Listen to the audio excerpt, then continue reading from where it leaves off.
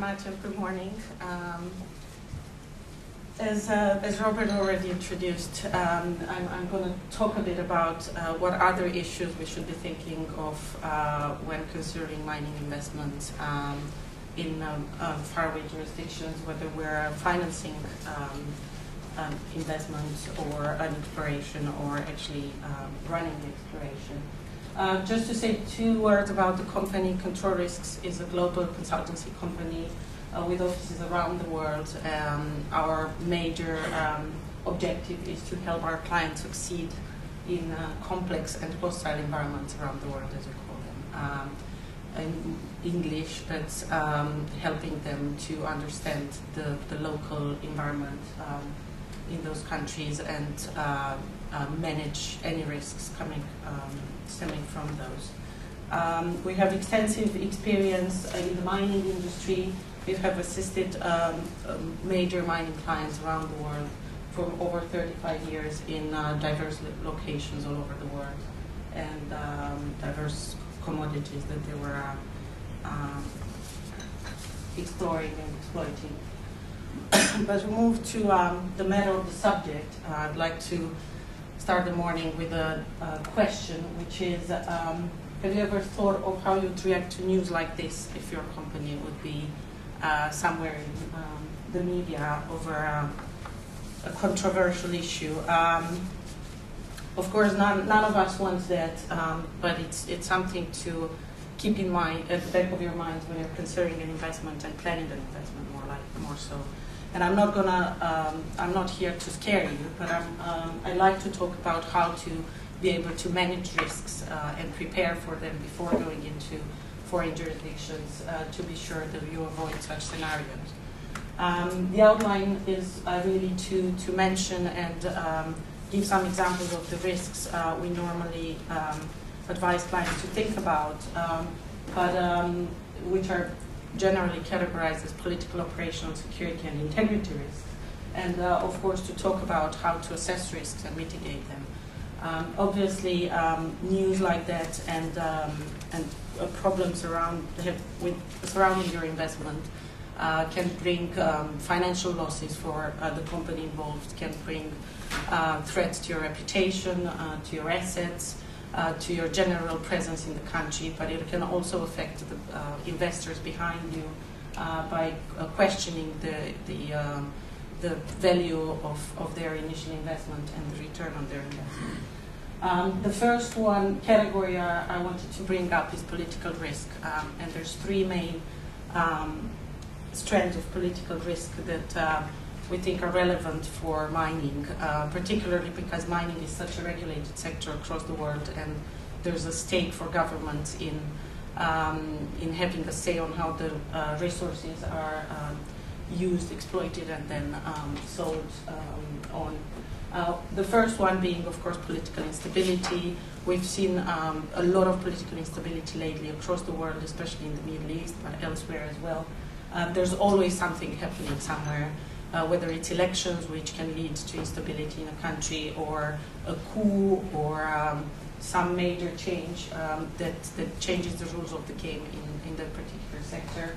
And just as an example, these are the elections that have or are going to happen in Africa within this year, just as a snapshot, which just gives you an example of how many there are there. In many of these cases, such elections would have some impact on the business environment in that country, possibly on the security environment as well. Secondly, and elections really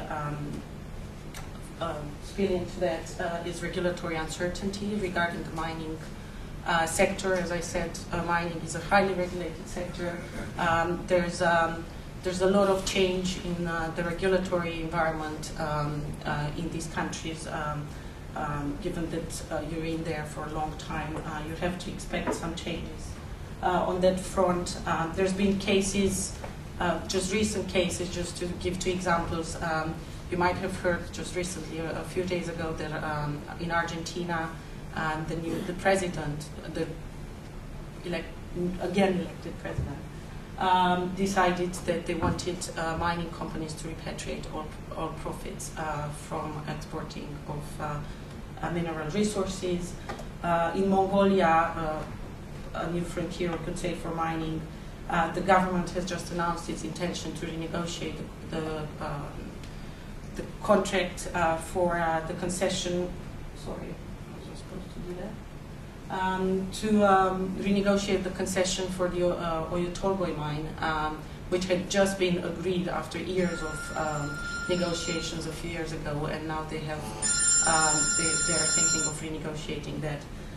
And it actually goes to say, especially in Mongolia, that especially for new frontiers where there's a new hope in getting mining as a leading industry, it is very likely that as the industry picks up, as the explorations pick up, there will be a rethink of the government to try and renegotiate initial contracts and to change initial regulations, just because they start to realize that the minerals may be a source of wealth for the country, and obviously there's political, electoral pressures on them as well.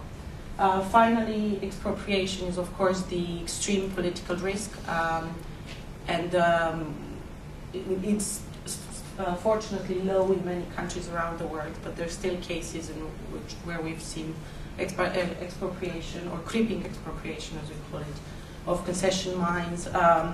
There's a few examples, for instance, in Uzbekistan, another faraway place. In 2006, you may know that Newmont, the US company, was expropriated from its mining concession in what we call a creeping expropriation process, in which the state accused them of not having paid $36 million in taxes. They contested it, of course, but eventually they were declared bankrupt in the country, and they had to give up their investment there. And it looks like it was not an isolated case, because just recently another AIM-listed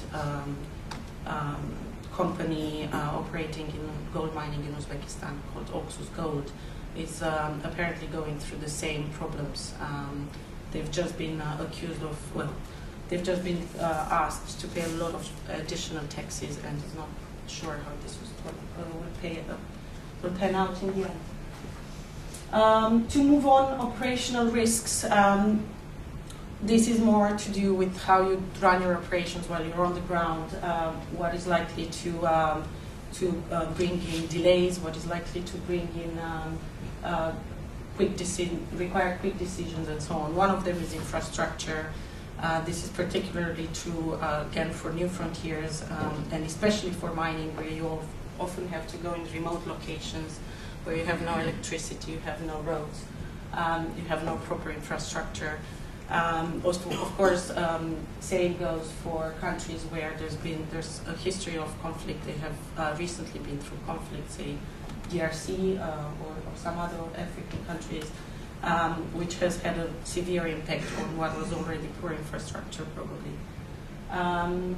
There's other things you may not think of, such as, if we take the example of Armenia, there's some gold and copper explorations going on there, other minerals. But because of its foreign policy decisions, it's a landlocked country, and it's very difficult for companies to take their minerals out of the country once they've exploited them, because the border, the access to the Caspian Sea is blocked because it's via Azerbaijan, with which Armenia is in a conflict. The access to the Mediterranean and Black Sea is blocked because Armenia doesn't get along well with Turkey. And the access to Russia via land is often blocked because it goes via Georgia, where Russia very often closes the border for months in a row. So it's something that you may not think of immediately, but it can be could bring substantial delays and considerable trouble once you're already there. Red tape and bureaucracy, I think all of us know what that means. Again, mining being strictly and closely regulated, there will be numerous instances in which you have to fill in papers, request licenses and permits, and so on.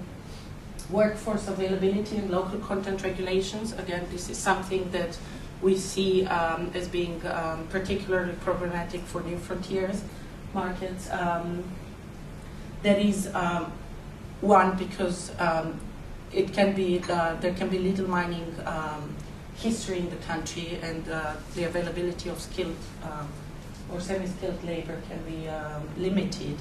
But also because of local content regulations, because countries want to make sure that as many of their own people are involved in these operations.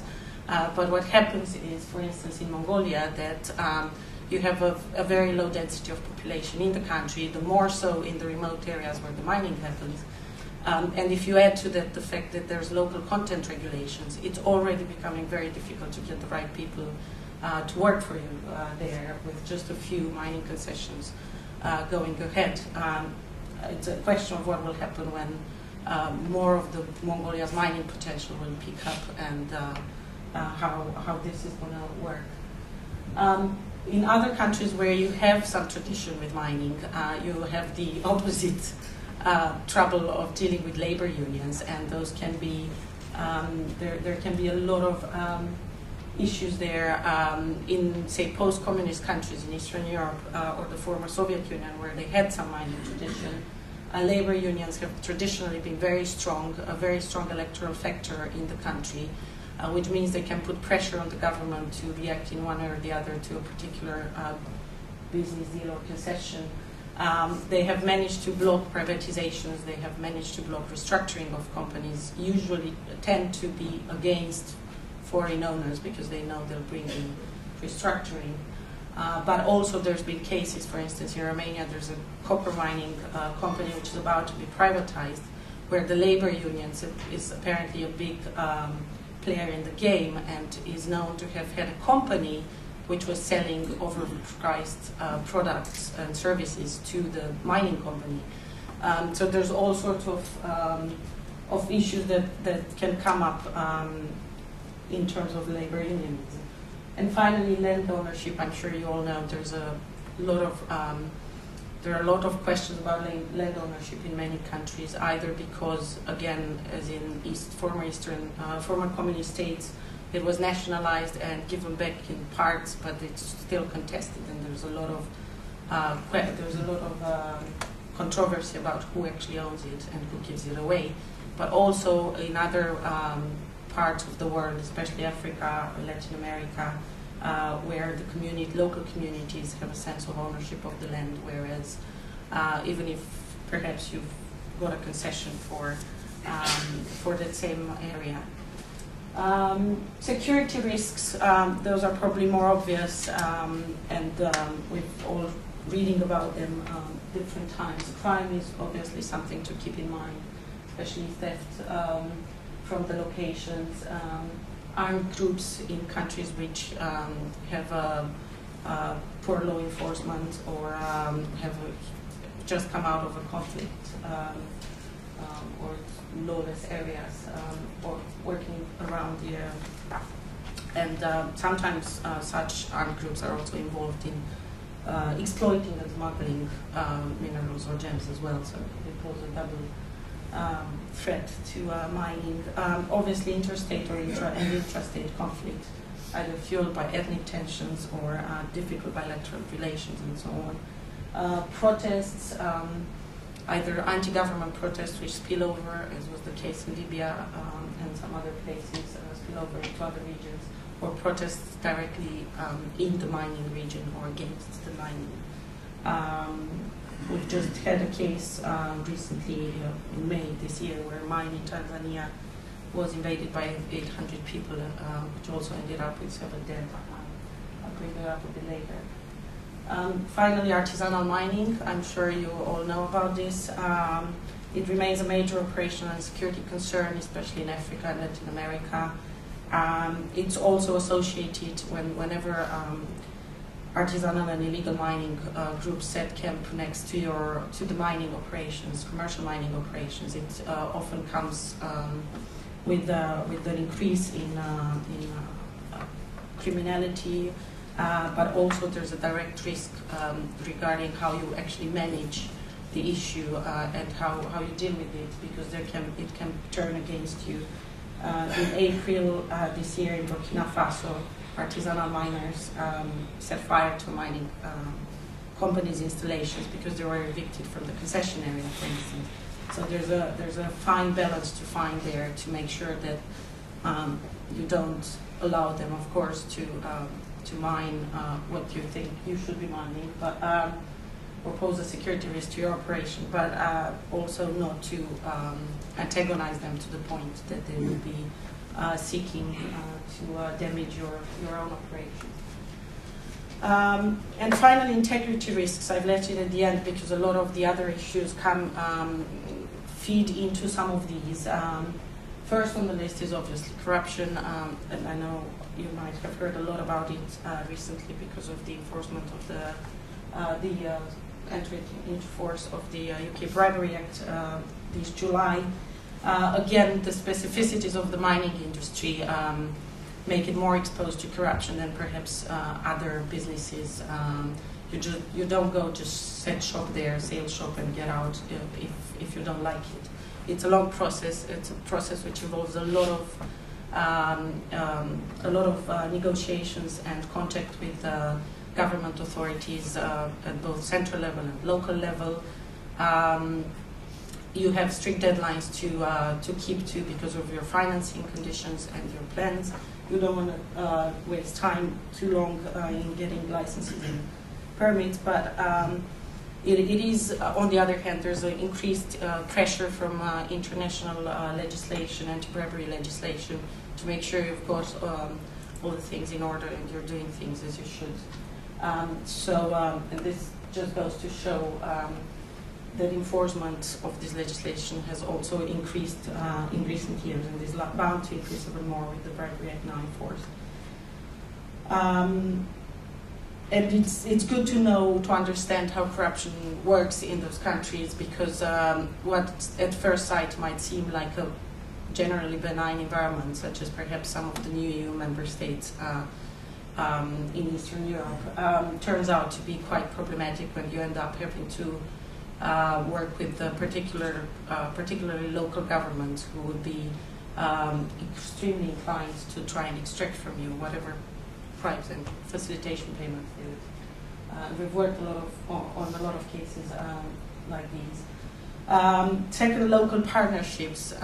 It's always good to know who you're partnering with at local level, and this can expose you to corruption, but also to other risks, whether it's reputational risks or risks of not seeing the deal through, or the fact that the local partner is very well connected to a certain political party which falls out of government in a couple of months, and you'll see your concession revoked or questioned.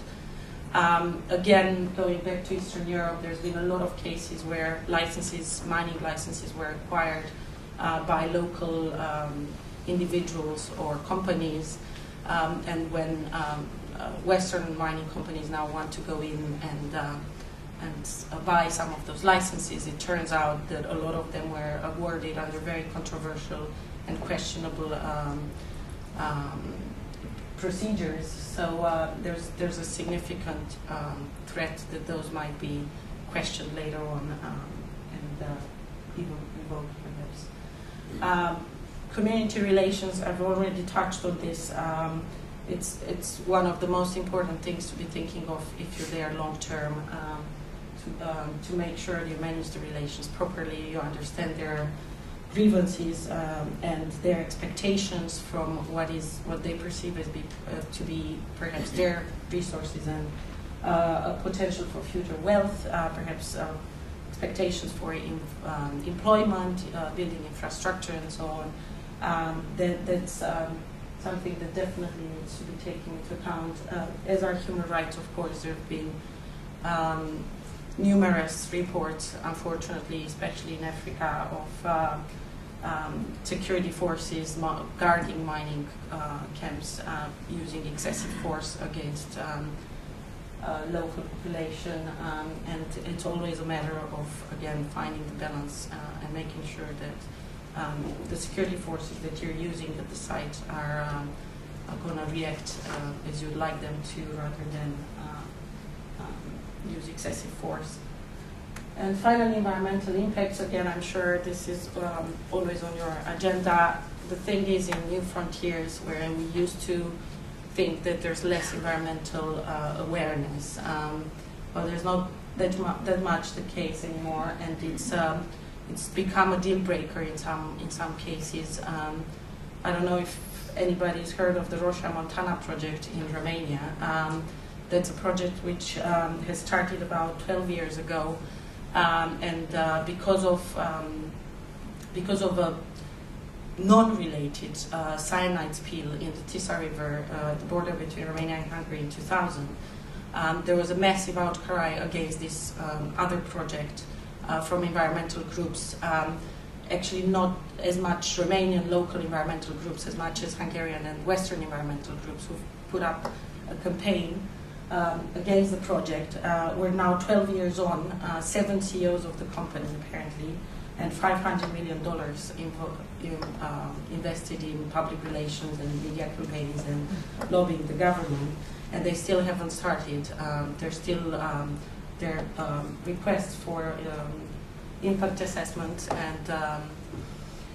and for starting the operations have still not been approved. And although the government seems to be on their side, on the company's side lately, they've also said they want to renegotiate the contract now because they thought perhaps they can get more out of it. So it all just spills out into even more and more problems for that company. But environmental groups and activities are picking up across the New Frontiers. You can see them in Mongolia, you can see them in Armenia, and of course in Africa as well.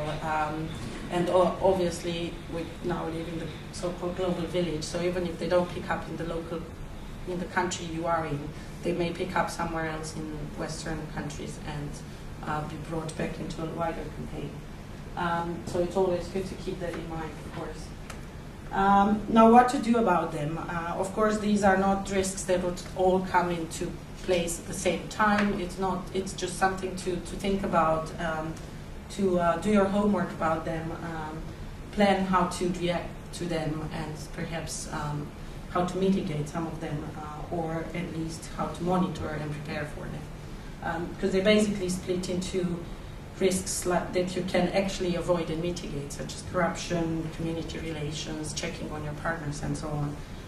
But there's risks you can't really control, such as conflict or political risk and so on. But you can at least prepare for it and monitor the situation to be a step ahead of what's going to happen. So first step is do your homework. This is really when you're actually considering going in, doing your homework, understanding what the main issues are, understanding what your vulnerabilities would be, running due diligence into counterparties, your local partners, and so on, map community stakeholders, environmental groups, and so on, to understand what their positions are, and of course research the legal and bureaucratic framework which you'll have to go through. Second stage is, once you've already made a decision, is to actually plan on how you're going to deal with some of these issues. As I said, for some of them, just perhaps use political scenarios, monitor the situation to know what's going on, to know what the government's planning to do, and so on. For other things that you can actually manage more closely, to devise strategies to engage the community, to make sure you'll have adequate risk management, security risk management procedures and policies in place, have an integrity program to avoid corruption, and of course always train your people who are going to go there and make them aware of what they should keep in mind when being on the ground. And finally, at the level of engagement, is just enacting some of these strategies and taking, as I said, the long-term view in relations with community and even authorities. And finally, always monitor and adapt, because there will always be changes, of course. As I said, you'll be there for a long time, so it's important that you keep up to date with what's going on and make sure you can adapt your actions to whatever is happening. So this is pretty much what I had to say. I hope I kept to my time, kind of. If there's any questions now or later on. Thanks very much. So there may well be some questions. Well, I think one way of mitigating the risks is just to stay at home and watch TV. You've certainly put the frighteners on me. You did mention that one of the risks is the risks of bribery and bribes and facilitation payments. Is there a difference between those two things? Or are they the same things? If you get a receipt for them, are they okay? I don't think you can get a receipt for them, but legally speaking, there is a difference, yeah, apparently. Is there? Facilitation payments are the small payments you're supposed to make just to ease up the administrative procedures in a day-to-day business, whereas bribery is what you pay to get a concession, what you pay the, the Ministry of Mining to give you a concession. It's a pretty fine distinction, really. It is really, yes. Yeah. They do make the distinction because under US FCPA, you were allowed to make some form of facilitation payments because people thought you couldn't go ahead in some countries without making them. So just the traffic police officer and the very basic things in some countries, whereas the UK Bribery Act definitely says you're not allowed to do it, to pay any of these. Even facilitation payments? Even facilitation payments. You're more than that, you're not even allowed to have your customs agent pay them to help you get your, so you're liable under criminal law if your customs agent has paid facilitation payments to get your equipment through the customs. And you're also liable to go to prison as a manager responsible for that. Okay, are there any other questions? Okay, I think you covered the topic very, very well. Thank you very much indeed, Sorana. Thanks very much.